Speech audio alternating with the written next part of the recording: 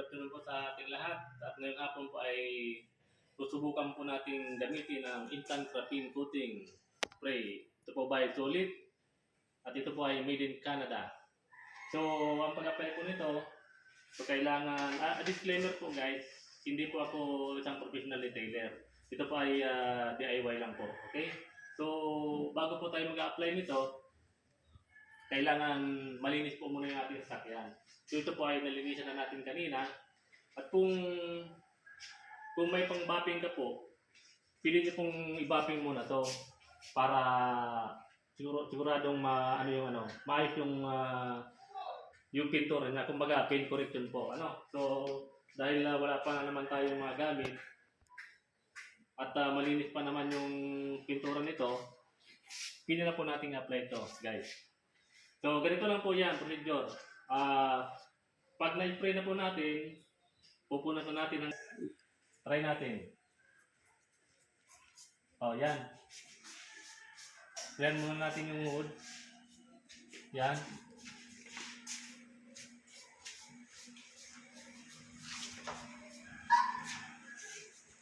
Yan. Apply na natin. So after 2 to 3 minutes po, pwede na po siya punasan ng malinis na basahan. Ganyan. Yan. Yan. And pwede rin po ito sa mga plastic, mga salamin, at saka dito po sa windshield. Pwede po ito gamitin. So after 2 to 3 minutes, pili na po natin punasan.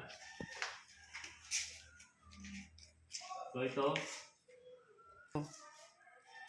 salamin, pwede rin po yan para may protection po siya.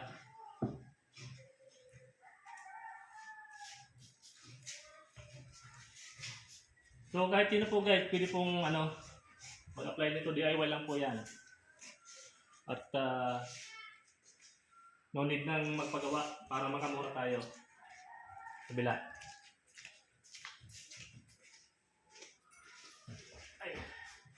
Yan. Mas maganda po guys pag may apply po yung ating salamin kasi yan. Dumudulas lang yung tubig yan pag umuulan. Napakaganda po niyan. Yan.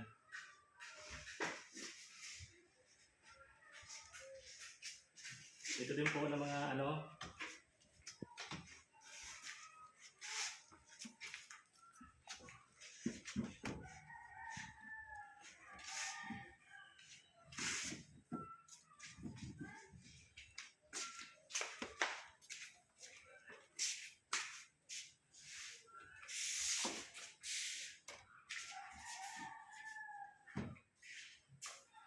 salamin.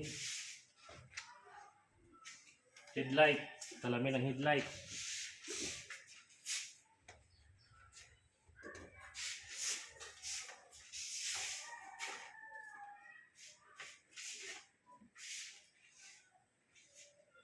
Then, punasan natin siya ng malinis na basahan. Yan, microfiber.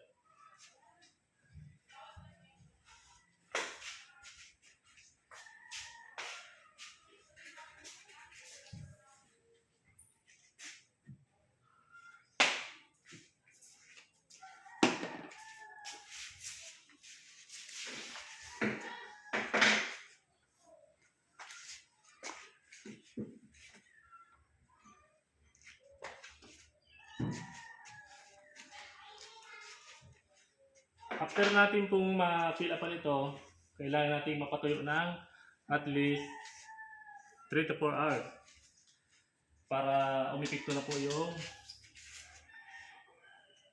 coating.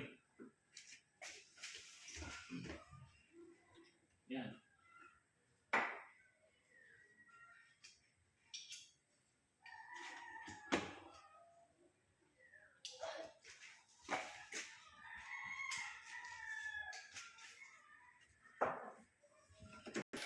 lahat ng body niya ay malagyan po natin.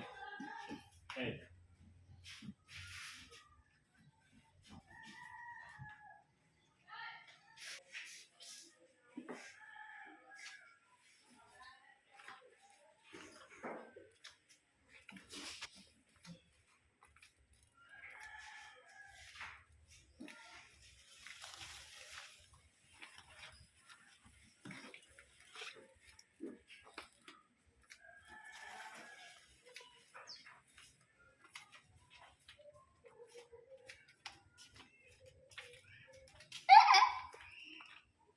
Guys, after po nating mapatuyo ito ng 4 hours, susubukan po natin kung maganda po yung daloy ng tubig dito. So ang advantage lang naman po nito guys, kapag nag-apply po tayo ng instant graphene coating dahil kung yung lang po yung kaya natin, dahil mahal po yung graphene coating talaga, mas madali po siyang linisin kung may mga alikabok o kaya dumi. Napakadali lang po guys at tested ko na po yan. So try po natin to kung efektibo po.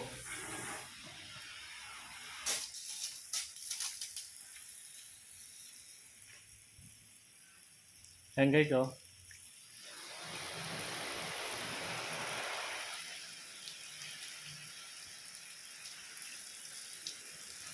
Hydrophobic po yan guys.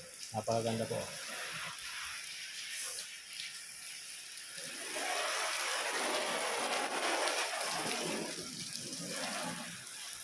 Dito po sa side.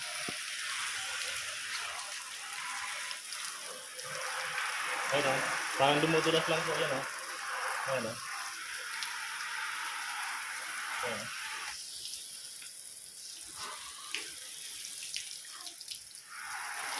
Diba maganda? Oh.